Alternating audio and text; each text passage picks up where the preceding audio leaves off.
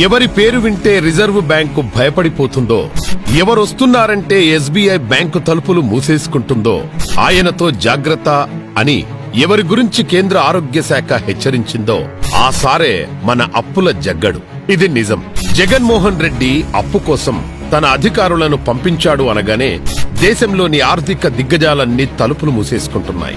మరంతే కదా, ఇల్లు కట్టుకున్నామనో ఫ్యాక్టరీ పెడుతున్నామనో అప్పడిగితే ఎవరైనా అప్పిస్తారు. అంతేకాని తినేసి తాగేసి ఎంజాయ్ చేస్తాం అంటే ఎవరైనా అప్పిస్తారా? ఇక్కడ అంతే.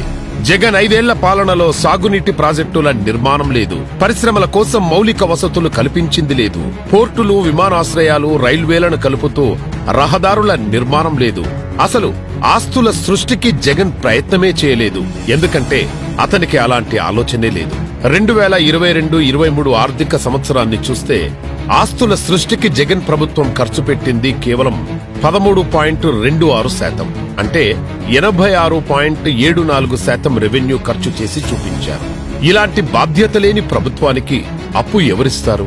జగన్ సారు చేసిన అప్పుల మూలంగా మీ ఇంట్లో ఒక్కొక్కరి పేరిట 2,10,000 రూపాయల అప్పుంది. జగన్ ఈసారి మళ్లీ గెలిస్తే పరిస్థితేంటో మీరే ఊహించుకోండి.